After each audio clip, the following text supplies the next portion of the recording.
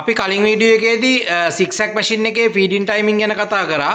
මේ වීඩියෝ එකේ මම අවසානයේ කිව්වා බෙල්ට් එක දාන තැනදී ෆීඩින් ටයිමින් එක ගැන ඉතුරු විස්තර ටික කියන්නම් කියලා.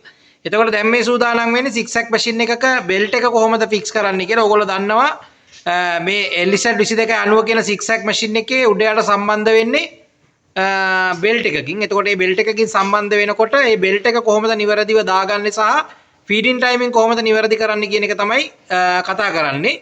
හොඳට මතක තියාගන්න ෆීඩින් ටයිමින් වෙනස් කරන මොහොතක සහ බෙල්ට් එක ගලවන මොහොතක අනිවාර්යයෙන්ම ඒත් එක්කම ටිමර් කෑම් ටයිමින් එකයි ඒ වගේම හුක් ටයිමින් එකයි අවුට් වෙනවා.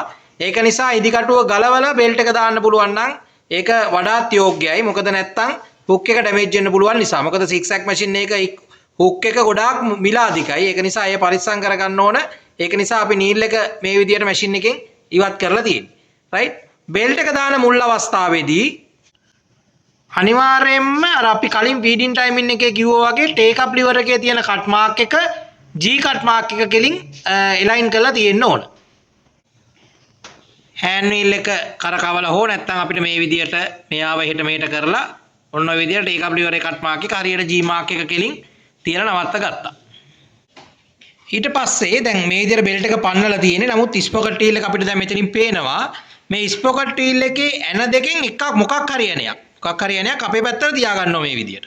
රයිට්? තියාගෙන දැන් නැවත අපි චෙක් කරගත්ත හෑන්ඩ් වීල් එකේ තියෙන ඒ කියන්නේ ටේක් අප් එකේ කට් මාක් එක හරියට සෙට් වෙලාද කියලා. ඊට පස්සේ ස්පොකට් වීල් එක යනයක් අපේ පැත්තට තියාගෙන මේ විදියට බෙල්ට් එක කට් එකට සම්බන්ධ කරලා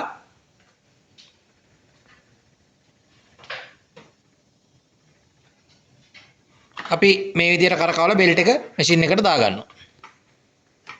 බෙල්ට් එක දාගත්තට පස්සේ නැවත මේ විදියට ටේක් අප් ලිවර් එකේ කට් මාක් එක G කට් මාක් එක කෙලින් ගත්තාම මේ විදියට ස්පොකට් වීල් එකේ යනයක් අපේ පැත්තට එන්න ඕන.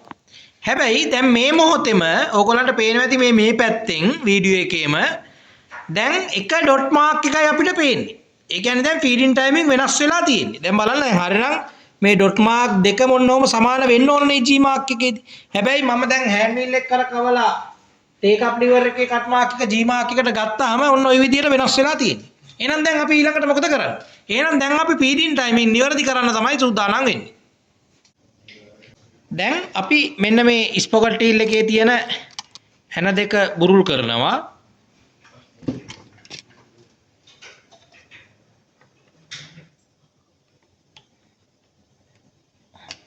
මේ විදිහට බුරුල් කරා. දැන් බුරුල් කරාට පස්සේ දැන් බෙල්ට් එක තිබුණට අපිට යට කොටස වෙනම කරකවන්න පුළුවන් මේ. මේ යට කොටස මේ විදිහට වෙනම කරකවන්න පුළුවන්. right? දැන් මම නැවත ටේක් අප් ලිවර් එකේ කට් මාක් එක G කට් මාක් එකට ගත්තා. අරගෙන ඉවරලා දැන් මෙතන තියෙන මෙන්න මේ ප්ලාස්ටික් වීල් එකෙන් කරකවලා මම ඩොට් මාක් දෙක ඔන්න ඔය විදිහට සමාන කරා. දැන් ටේක් අප් ලිවර් එකේ කට් මාක් එක G කට් මාක් එක කෙලින් තියෙනවා. මෙතන ඩොට් මාක් දෙක දැන් මේ වීඩියෝ එකේ ඔයගොල්ලන්ට පේන්නේ නැති සමාන වෙලා තියෙනවා. right? මේ විදිහට සමාන වෙලා තියෙනවා. ඒ කියන්නේ දැන් ඔන්න ෆීඩින් ටයිමින් මම නිවැරදි කරා. right? ඊට පස්සේ දැන් බලන්න අපිට පහසුවෙන් මෙතන ඇණයක් තද කරන්න ඇවිල්ලා තියෙනවා. ඇයි ඒ අපි බෙල්ට් එක දානකොට G කට් මාක් එකේදී ස්පොකට් වීල් එක ඇණයක් අපි පැත්තට තියන් ඉන්න නිසා. right? ඊට පස්සේ මම මේ විදිහට මේ ඇණේ දැන් යන්තම් ටිකක් තද කරලා ඊට පස්සේ මේ විදිහට උඩට අරගෙන ඉවරලා හොඳට තද කරනවා. තද කළා මම නැවත මේ ඩොට් මාක් දෙක සමාන කරාට පස්සේ මම බලනවා ටේක් අප් ලිවර් එකේ කට් මාක් එක G කට් මාක් එක කෙලින් ඇවිල්ලාද කියලා. එහෙම ඇවිල්ලා තියෙනවා නම් ෆීඩින් ටයිමින් 100%ක් නිවැරදි. දැන් ඕගොල්ලන්ට ෆීඩින් ටයිමින් නිවැරදිද නැද්ද කියලා හොයාගන්න බෙල්ට් එකක් ගැලෙව්වොත් ෆීඩින් ටයිමින් නිවැරදි කරගන්න සහ ෆීඩින් ටයිමින් වැරදි නම් නිවැරදි කරගන්න ඕන කියන ක්‍රම දෙකම මම කියලා දුන්නා. ওই විදිහට තමයි බෙල්ට් එකක් මාරු කරන්නේ ෆීඩින් ටයිමින් තියන. හොඳට මතක තියාගන්න. මම නැවත මතක් කරනවා ෆීඩින් ටයිමින් එක අවුට් කරොත් හෝ නැත්නම් බෙල්ට් එක ගැලෙව්වොත් ඊට සාපේක්ෂව හුක් ටයිමින් සහ ටිමර් කෑම් ටයිමින් අවුට් වෙලා තියෙන්නේ. දැන් කලින් වීඩියෝ එක මම හුක් ටයිමින් තියෙන විදිය කියලා දීලා තියෙනවා. ඉදිරි වීඩියෝ එකකදී ඔයගලන්ට කෑම් ටයිමින් තියන්න කියලා දෙන්න. එහෙනම් බොහොම ස්තුතියි.